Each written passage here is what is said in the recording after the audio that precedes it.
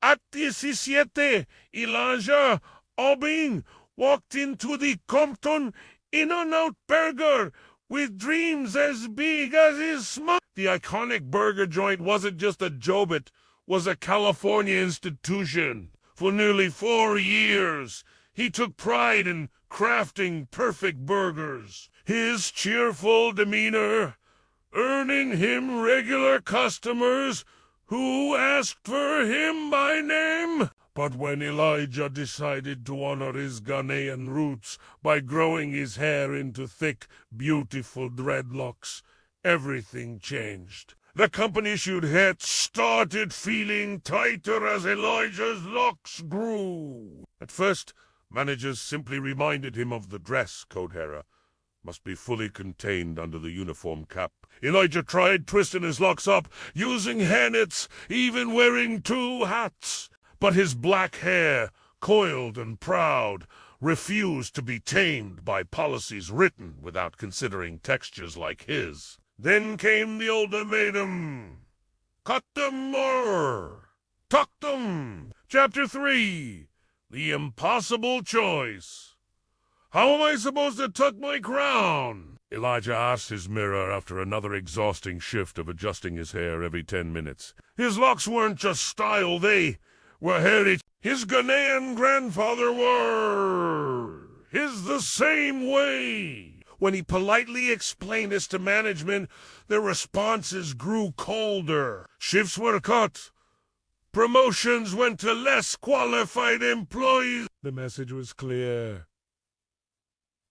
Conform or suffer. The breaking point came during the lunch rush. A manager yanked Elijah aside in front of giggling teenagers waiting for milkshakes. Those things fit under your hat properly today, the manager hissed, or you clock out for good. Customers stared as Elijah's face burned. His locks, meticulously maintained with natural oils, were being cold things. That night, he lay awake, torn between his culture and his paycheck. 2 days after refusing to cut his hair, Elijah found his locker emptied. The termination papers cited uniform violations, but the dates didn't add up. He'd been dress code compliant for weeks. As he walked past the drive-thru one last time, a regular customer called out, "Hey, Locks, where you been?" "My fries ain't been right." Elijah smiled sadly. They'd noticed his hair and loved him for it. Chapter 6.